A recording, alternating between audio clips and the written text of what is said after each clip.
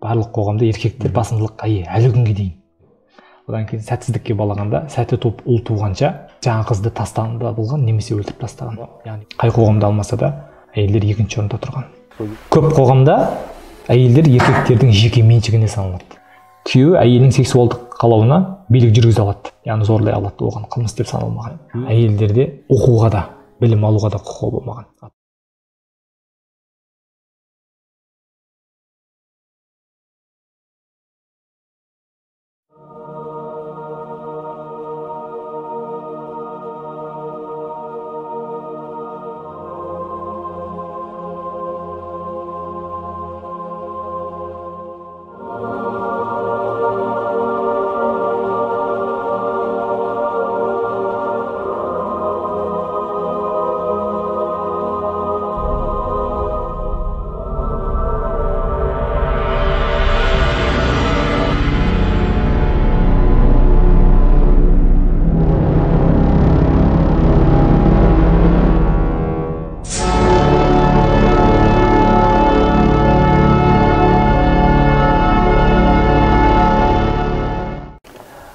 Адамзаттың қателігі дейміз бе, әлде табиғаттың қателігі дейміз бе? Неге әлі күнге дейін әйел баласы ер адамнан төмен тұрады біздің қоғамда? Екінші орында тұра ма? Иә, екінші орында. Ана Маргарет Тэтчердің фразасы бар. Ер адам мінез танытса, оны мықты жігіт дейміз. Егер әйел адам мінез танытса, дейді, оны бетпақ қатын деп атаймыз дейді. Егер әйел адам мінез танытса, дейді, оны бетпақ қатын деп атаймыз. Содан ақ білуге болады, қоғам, жалпы мәдениет еркек пен әйел деп бөлінуінің себебі. Жақсы, адамзат қауымы еркектер мен әйелдерге бөлінеді. Барлық жерде, барлық қоғамда еркектер басымдылыққа ие әлі күнге дейін. Қытай жазбаларында кездеседі Хауа ханшайым туралы. Хауа ханшайым босанады да. Егер мындай түсінік бар, ден күні босанса, сәтсіз болады, ген күні босанса, өте тамаша сәтті күні болады деп есептеген. Бірақ Хауа ханшайым ден күні босанып қояды. Сосын сәтсіз күн болып есептелінеді. Неге? Өйткені қыз туған үшін. Сосын коммунистік Қытайлар кейін саясатында бір отбасы бір бала деген саясат ұстанды ғой. Сол уақытта да қыз туса, мысалы кейбір отбасылар қыз туады ғой.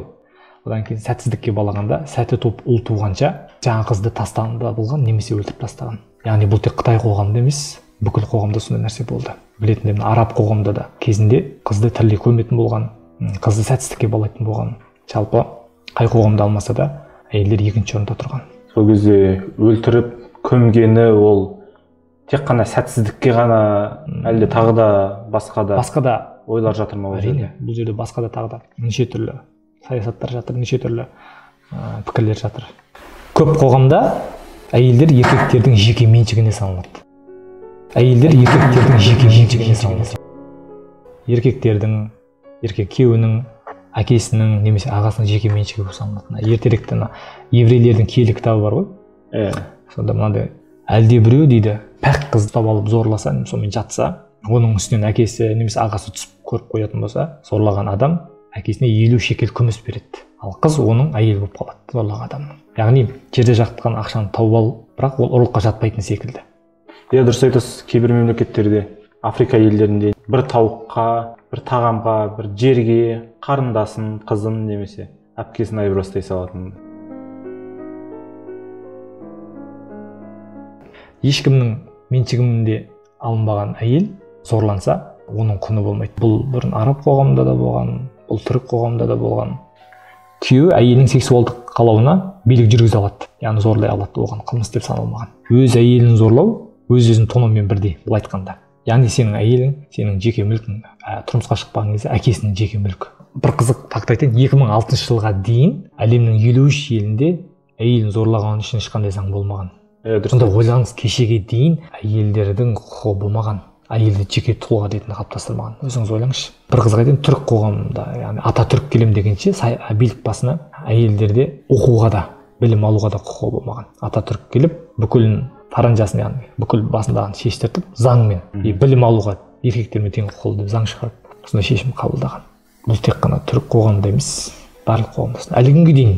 Иә, әлі күнге дейін. Мен бұл тақырыпты не үшін қозғап отырмын? Мен өз көзіммен көріп жатқан жайттар өте көп. Сондай сияқты қазір сол мемлекеттерде әлі күнге дейін әйелдердің құқықтары затпен бірдей. Айтып отырмын. Еркек пен әйел деген түсінік сонда қиялдан туды дегіңіз келіп тұр ма? Иә. физиологиялық айырмашылық бар, биологиялық айырмашылық бар. Бірақ еркек пен әйелдердің теңсіздігі бүгінгі таңда айтып отыр, теңсіздік туралы. Бірақ ол да қиялдың жемісі да. Ол да миф. Адамның қиялынан туған. Еркек әйелдің бірақ айырмашылығы бар деп санайды. Еркектен бала туу, яғни жатыр дейді ғой. Сол жағымен анық әйелдің айырмашылық көрінеді. Тағы бір мысал келтіріп өтейін. Мысалы 5-ші ғасырда афиналықтар әйелді статус ретінде, яғни мүлдем көрмеген.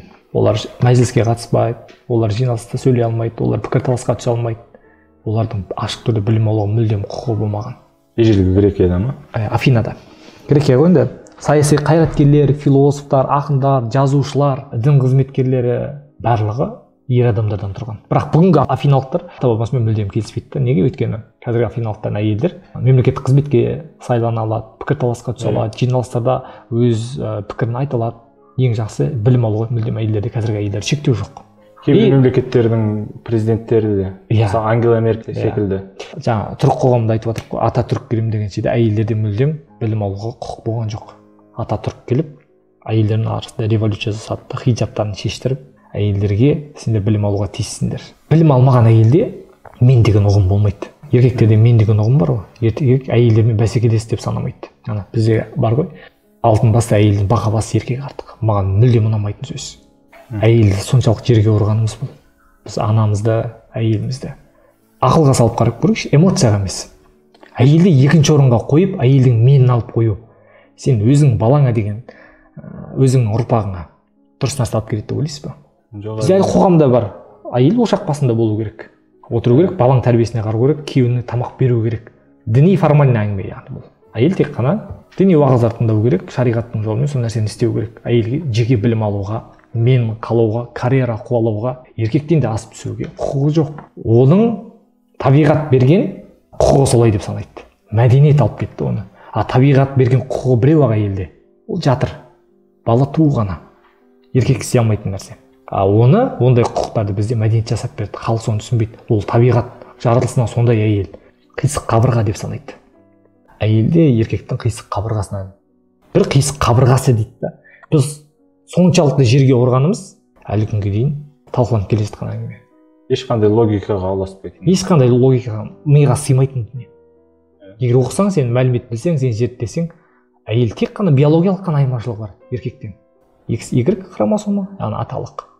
Яғни 2X әйелдерде. Бұрында айтқандай, бір жері кем, бір жері артық болмаса, басқа ешқандай. Иә. Биология рұқсат етеді, мәдениет тыйым салады деген жақсы сөз бар. Биология рұқсат етеді, мәдениет тыйым салады деген.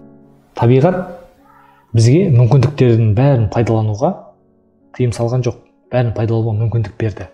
Ал мәдениет кейбіреулерін алып қалды пайдалануға, қалғандарына мүлдем рұқсат берген жоқ. Биология әйелдерге ала сүйетін мүмкіндік берді. Кейбір мәдени орталар осы нәрсені қатты мәжбүрлі түрде пайдаланады. Әйелдің осы қабілетін. Мәдениет табиғилыққа қарсы деген желеумен біраз дүниеге тыйым салады. Қарап отырсаңыз, табиғи деген өзінде, мысалы фотосинтез жоюға немесе екі зарядтардың бір-біріне тартылуына тыйым салмайды. Табиғи ғой. Сондықтан табиғи немесе табиғи емес деген түсінік биологияда жоқ. Бұл тек қана діннің уағыздарынан алған нәрсе. Мынау табиғи емес деп бөліп берді. Негізінде ондай дүние жоқ. Табиғатта тек аталық және аналық деген бар. Кез келген тіршілік иесін көрсеңіз сондай. Бұл жерде айттым жаңа. Y хромосомасы немесе 2X хромосома болды. X хромосомасы немесе 2X хромосома болды. Басы артық басқа ештеңе. Бала арасында қараңыз, мынандай система бар. Олар әбден системаға үйренген ғой. Аналықтар жұмыс жасайды. Аналықтар толтырады, аналықтар басқарады. Еркектер тек қана қарауыл. Мынандай еркектер бола екен балараның ішінде. Аналықтар балаларға теруге кеткен кезде аталықтар кіріп кетіп балды жейді. Өздерінің жинаған қорын жатып алып, аналық соны бақылайтын тағы да бір топ болады. Алай берсе көп нәрсе бар. Қай өрмекшінің түрі есіне шығып тұр, мысалы, баласының ішінде өрмекші, аналық өрмекші күйеуін көтергеннен кейін еркегін жеп қояды. Қарақұрт жақты. Бірақ ол оның түрі емес, басқа түрі. Неге жеп қояды? Өйткені бүкіл баласының несіне ішінде кезде бүкіл несі иммунитеттері, элементтердің барлығы керек нәрсе бар да еркекте. Соның үшін еркегін жеп қояды. Бұл табиғи нәрсе да. Эволюцияның алып келген дүниесі. Өзінің балаларына жақсы иммунитет алып келу үшін жеп қояды. Ол табиғилық. Бізде табиғи деген дүние бар. Ол биологияда, ғылымда. ал мәдениет ол бөлек. Бұрынғы қоғамда және қазіргі қоғамда еркектің әйелден биік тұруына діннің қаншалықты әсері бар? Еркек болып әйел болып бөлінуіне. Иә. Енді христиан ілімін қарастырайық. Христиан ілімі бүйтеді.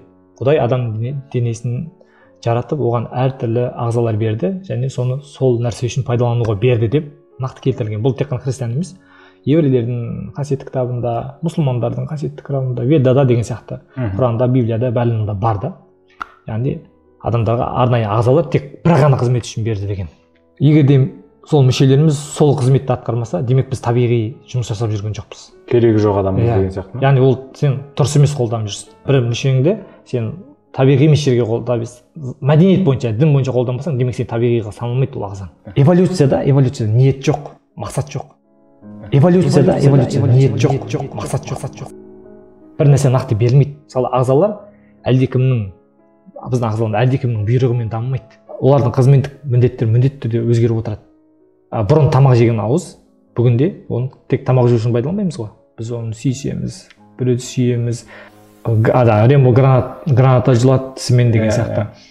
Сонда ауыз тек қана тамақ жеу үшін пайдаланылған ба? Бүгін сөйлесеміз, бүгін пікір алмасамыз. Сол сияқты ғой. Мысалы 600 миллион жыл бұрын мұны істемесе, соның бәрі ол табиғи емес деген сөз ба? 600 миллион жыл бұрын адамдар сөйлей алған жоқ, тек тамақ жеу үшін пайдаланды. Осының бәрі табиғи емес деген сөз ба? Қанатта, мысалы қанат бар ғой құстардың. Қазіргідей аэродинамикалық сұлу сипатқа бірден ие болған жоқ. Олар қол аяқтан өріліп шықты, дамып. Ол кезде қол аяқ қызмет атқарса, кейін эволюция оны қанат қылып дамытты. Оны бәріміз білеміз. Ол нақты, ол ешқандай өзгермейтін факт. Жер, басқа планеталар күнде айналатын сияқты нақты факт та. Жыныстық ағзалар тек қана ләззат алу үшін пайдаланатын бір ғана мүше, болмаса көбейту үшін арналған мүше емес. Мысалы шимпанзелердің кішкентай түрі бар.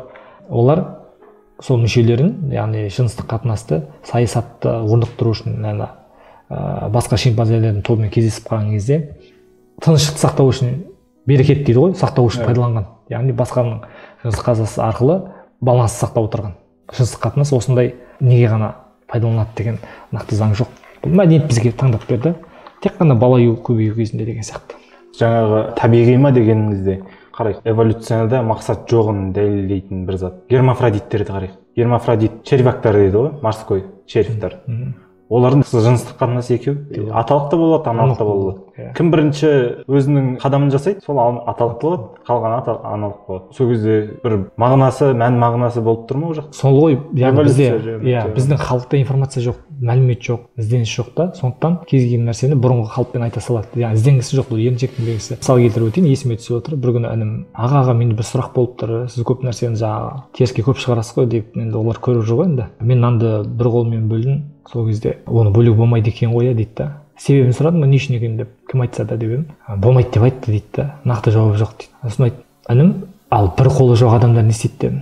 Бір қолы жоқ адамдар бір қолмен бөледі ғой. Бір қол стулға адамдар мақұл, бір қол кейіннен жауып тастаған жоқ болса да, ол бір қолмен бөлуге тура келеді. Немесе екі қолы бар, бірақ та бір қолы істемейтін адамдар. Иә, полиция адамдар да болады. Оларға не деп айтамыз? Логика жоқ. Логика болу үшін сен ізденуің керек. Логика аспаннан тылсымнан түспейді. Что-то онда емес қой деп. Просто іздене бересің, оқи бересің, сол кезде логика пайда болады. Не үшін өйтіп айтты деген сияқты. Көп ескі нәрсені үйретеміз біз балаларға. Біздің дамымайтын соста ескіліктің көзқарасын алып кеттік. Ал қазіргі дамып жатқандар ескілікті артқа тастап, мәдениет қылып қалдырып, жаңасымен алға қарай озып бара жатыр. Ешкім түсінгісі келмейді. Оны мәдениет ретінде қалдыру керек, көп нәрсені тоқтату керек. Бұл ғылым дамыған заман. Старая школа, лучшая школа деген сөздерді құрту керек дейсіз ғой. Иә.